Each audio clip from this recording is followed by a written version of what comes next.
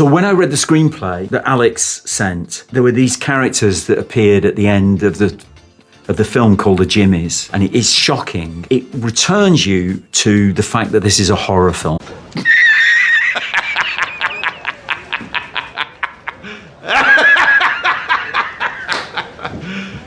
You serious? There's something unusual about 28 years later in how it nearly loses itself in the final scene, quite literally just as it's reaching something truly meaningful. Let me explain. For most of the film, and especially in the third act, it feels like it's building towards something rich, human, and emotionally resonant, and then right at the very, very end, in the last moment, it takes such a jarring tonal turn that I found myself genuinely questioning what had I just watched. When I think back to 28 days later, and even 28 weeks later, what stands out isn't just the horror or the infected, it's the raw tension, the harsh decisions people have to make under those conditions, and how survival often strips away our morality. These films were brutal and unforgiving, emotionally charged, yes, but they were usually overshadowed by something like fear or of betrayal. In contrast with 28 years later, it takes a bit of a different approach, and that actually caught me off guard in a good way. It honestly moved me as it was this quiet, emotionally grounded story at its center. It shifted from being purely about survival to focusing on something more personal, a boy trying to care for his dying mother. And that was great. Admittedly, at first I wasn't sure about it. Spike's mission to help her just felt unnecessarily dangerous. Like, did he really have to go see this doctor just to help her? Couldn't it have been done any smarter? But after that, it actually grew on me. The sincerity of his love, his drive, not only made sense in context, it actually became the core of the film's emotional weight. He didn't want to save humanity. All he wanted to do was save her, and that mattered. Then came this amazing third act, and with it, the wonderful Ralph Fiennes, who by far was the best character in the whole film. From the very moment he is introduced, the film completely takes on a new energy. He is the doctor, but not the type we've come to expect in these stories. There's no grim pragmatism, no broken cynicism. He's actually just calm, honest, and thoughtful. And the way he interacts with Spike isn't cold or clinical. It's refreshingly deeply human. The home that he's built is lined with bones and strange objects that initially feel unsettling, but as the story unfolds, it becomes clear that they're not symbols of fear. They're markers of remembrance. His space is less of a bunker and more of a shrine, and the philosophy he offers to Spike is that death isn't something to be feared, but that it's something to be accepted, and it's handled with such a level of care that genuinely took me by surprise. He speaks about this concept of memento mori, remembering death as an inevitable part of life, and it never comes off as preachy or overreaching. It's simply a way of grounding the characters in their reality, of helping Spike and of us to understand that grief doesn't have to be destructive, that there can actually be dignity in how we face loss in front of us. And that's something so rarely seen in this genre. Compare this to something like The Last of Us, which is just all over the place if you've been watching the TV show. Empathy there is often a liability, but here, in 28 years later, the Doctor isn't trying to fix the world or outlast it. He's trying to just bring peace to those caught in it. When Spike does finally learn the truth that his mother isn't just infected or has some sort of dementia, but that she actually has terminally ill breast cancer, it's genuinely heartbreaking. And what makes it even more powerful is how the Doctor delivers this information to him. He doesn't sugarcoat it, and he doesn't try to protect Spike from reality, but he just tells him what's happening peacefully. He's honest and isn't giving him fake optimism. He's treating him like an adult. It's a brilliant moment of performance and writing, and to me, this is the emotional high point of the film. From there, everything else seems like it's grounded and is going towards this moving emotional conclusion as we watch Spike departing on his own and the film becoming quiet again. The music, the pacing, the visuals, they all suggest that we are witnessing something reflective until, and this is what bothers me the most, the ending happens when Spike runs into Jimmy. Now, I have no idea why they had to include this at the very end, because it really feels like this is part one of maybe a part two to this film. Like, this scene is going to go on and tell the story of Jimmy, that boy from the film's opening scene, because the tonal change into this was just so bloody bizarre. Jimmy and his gang look like a hybrid of cartoon mascots and stunt performers doing backflips. They're basically the backflipping Teletubbies, and then it just ends, and I was just like, what? Why on earth was that necessary altogether? Was it just somehow to give a callback to the opening scene with Jimmy Jimmy who escaped from the church as a boy and is now here as an adult, but why? It was completely destructive to this amazing feeling of emotions and storytelling of Spike's emotional arc, and it just feels like it tainted this entire film. Rock music kicks in and the group starts fighting off the infected in this weird choreographed, exaggerated, and I guess trying to be a comedic way, and all of this is just like, it just happens and then that's it. The film ends, cut to credits. Yet throughout all of that was this amazing emotional and moving tone, so carefully built up throughout this third act as we watch Spike go and journey with his mother to find the doctor, and it gets all completely abandoned to show Jimmy and his gang of hooligans do this Clockwork Orange type of crap. This scene alone almost ruined the entire experience. It shifts from grief and introspection to something that's like a stylized music video that just doesn't fit the place. I wasn't just confused, I was also kind of like annoyed and completely thrown off. How could you go from being a movie that felt like a great extension of 28 Days Later into being something like Zombieland? It took attention away from Spike and brought it to Jimmy, but this entire mood changing from being sad, bittersweet, hopeful, and emotional to just funny and filled with ridiculous action just doesn't work. And that's why I feel like this ending almost ruined the entire film. But what about you? Is this just me, or could this film not have been better served with a final shot of Spike alone in the forest, cooking his meal and watching on as the sun rises up? A new day dawns as a new man emerges. Thanks for watching, and I'll see you in the next one. To